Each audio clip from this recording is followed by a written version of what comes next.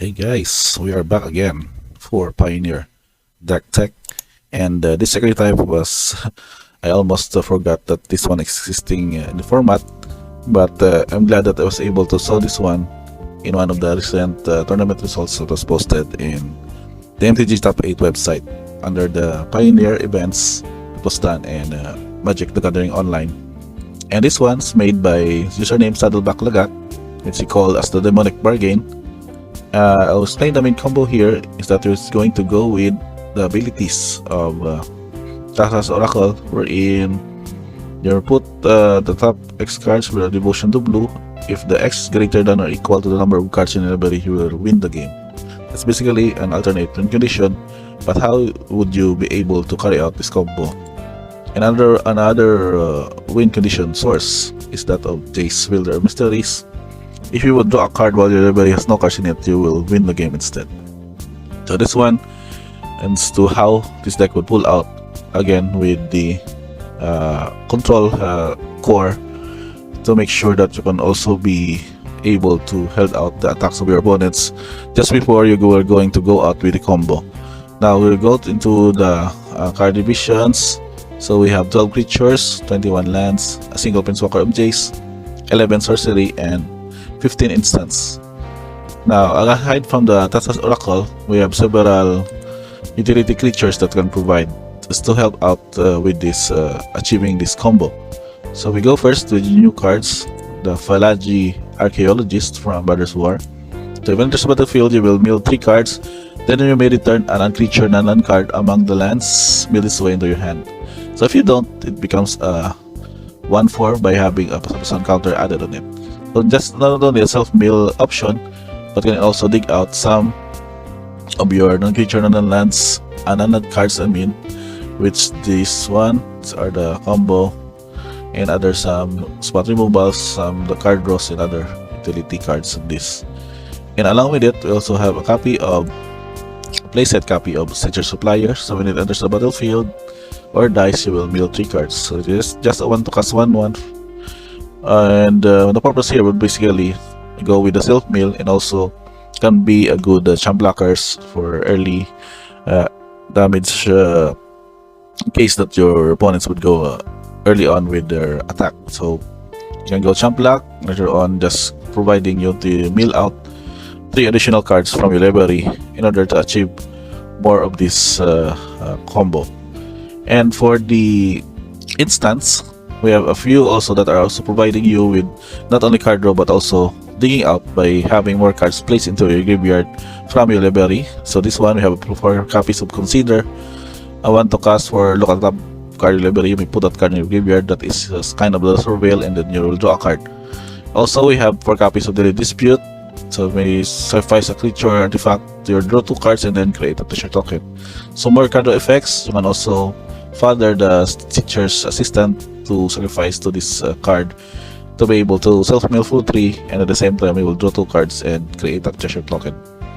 In some of the cases that would need to control the board, you have Eliminate, Fatal Push, that is 4 copies, that is going instantly, that can also be activated for Revolt, and can be a very efficient 1 mana cost spot removal.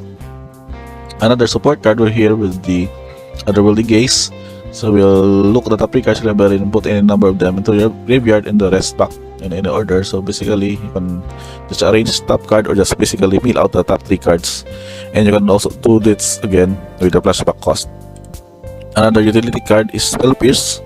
It's just 1 copy on this, but it can be really relevant in some certain situations wherein you would need to counter for just 1 mana for any target non-creature spell that your opponents may cast. Now for the setup with Jace, wherein you would have only this passive ability, you can also have this ability: the target player puts the top 2 cards in the library into your graveyard and then draw a card. That's basically self-milling yourself, and have, in case that you would go the ultimate, draw 7 cards, and if your library has no cards in it, you will win the game. It's also another win condition that activating Jace -8, and that's kind of situation wherein you already have 7 cards left in the library. Then you will have this condition that you will basically win the game out from that setup. It's quite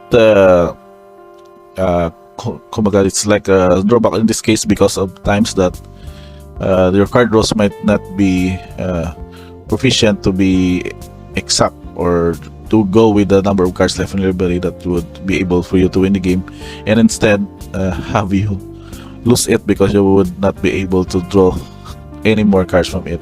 So it's a good thing that we have some several cards here in our sorcery that can help you out, specifically the 4 copies of Demonic Bargain. It will not only excel at upturn cards, which helps in the self-mill strategy, but also you can search out library for that win condition, like Thassa's Oracle or Jace, and then put it up in your hand. So 4 copies of this to make sure that you would be able to draw and have this one go in the setup in your late game. And for additional one offs, maybe because of Demonic Bargain's ability also to be able to search this one out of these cards are your Agadeem's Awakening, which can also be a playland on this by Agadeem the Undercrypt. But the option here is that you may be returned able to the battlefield from your graveyard any number of target creature cards with each have a different converted mana cost of X or less. And also an option here is Extinction Event, again for the mass removal. You can choose either other event to exile each creature with a converted mana cost of the chosen value. Also, we have a single copy of Thoughtseize. It might not be really appropriate for this one to be efficient, but it makes sure that your deck has a discard option in cases that you would be able to go off with your combo and check your opponents that they might not have any counter spells or any spot removals to be dealing that with your combo piece. And last but not the least, 4 copies of Treasure Cruise. Self-mill goes with the effect of benefiting the delve. So if you charge your exile from your graveyard while casting this, cost 1 less. Basically 7 is not really a hard mana cost to go with the delve because of the various options here in the deck that can basically self-mill you, and to have your Treasure Cruise costing a lot less and be able to give you the draw 3 cards and casting it as early as possible. Now for the land setup, just very basic. Some of just mana fix, Pathway, Catacombs, some Watery Graves, Shock lands, also some slow lands and some utility lands with Otawara and Takenuma, and a single copy of Ipnu Rivulet that can have also another source of your mill effect. That put 4 cards level in the graveyard. So same with that. Now for the sideboard options, we can just see here there's basically a lot of 1-offs here, which will maybe a target for your Demonic Bargain tutor effect. But we have basically some utility cards here that can go up against several deck strategies in the metagame. So we have Ashok, Nightmare Muse, it's a 5 to cast for 5. Legendary Planeswalker Ashok. You can basically create a 2/3 black Nightmare creature tokens that whenever this creature attacks or blocks its opponent, exiles top 2 cards library.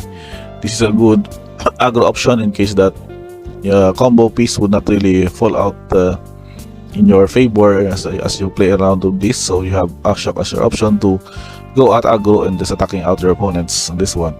You also have this ability that your -3 return target non-permanent to its owner's hand, then that player exiles a card from your hand. It's also a good sort of a spot removal effect, recoil effect.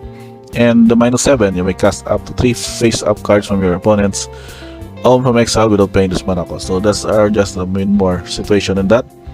We have also some counter spells with Disdainful Strokes. We also have a single copy of Duress for Disruption. Kalitas maybe for the option of against aggro decks, wherein your spot removals will turn your opponent's non-token creatures into zombies as they will be exiled by this Kalitas effect, and also you will create an army of zombie creature tokens that would also be helping Kalitas by sacrificing another vampire zombie. You will put those 2+1 counters on Kalitas and would make him bigger and maybe a good attacker and also a lifelink source in that setup. So 1 copy of that and a few more copies, 1-offs before we go with the 2-offs and 3-offs. So 1 copy of Noxious Grasp also for green and white matchups. We have 1 Ritual of Soot, sort of another mass removal against aggro, maybe for humans and spirits. We also have 1 copy of Shieldred. This is maybe for the control and other mid-range matchups, and 1 copy of Thought Distortion, which can basically good against control decks, which would also exile all non-creature or non-land cards from the player's hand and graveyard. So basically exiling all of their counter spells if ever, as this spell can be countered. You just avoid those kinds of effects that can basically bounce out your. That's mean that the Thought Distortion spell will be bouncing out or returned to your hand instead of being countered. So that is also another problem. But mostly, most of the cards here is that counter spells you would really be able to push through with this card, as to be able to disrupt your hand and go off now with the combo.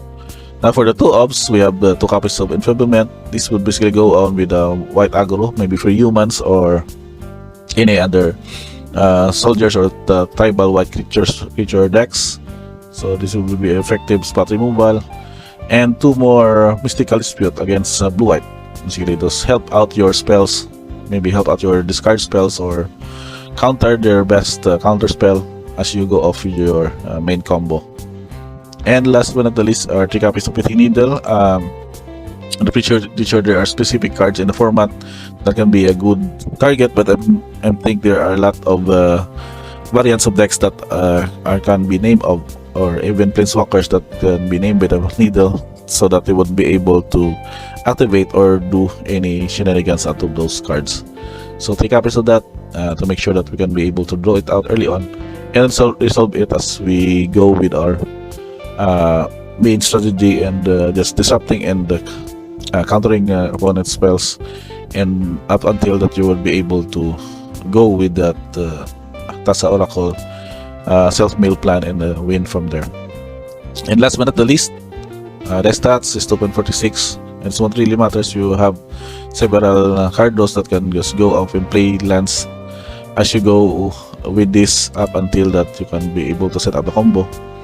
And color distribution, we have several black for 22 and blue for 25, but the fix here is going with black producers of 21 and blue producers of 23 with other option colors, which it won't really matter here, as we still go with other cards that are basically blue and black in this setup.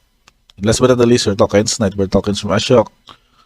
This one, oh, just add it to the deck, okay. And treasure tokens and zombie tokens. So that's basically about it. That is your Demonic Bargain Thassa's Oracle combo deck in Pioneer. And what's really unique is that the addition of the bargain, I think, would be really be helpful in getting to the combo, because the top 13 cards is very relevant already in exiling in your library, and in addition of those self-mill cards that can be able to also get you to the right combo while getting your library thin and thinner as the game goes along. So that's about it, guys, for this deck tech for Pioneer format.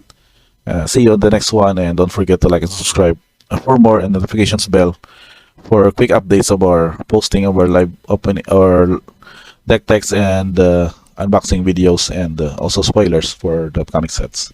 Again, thank you guys for watching, and until the next time.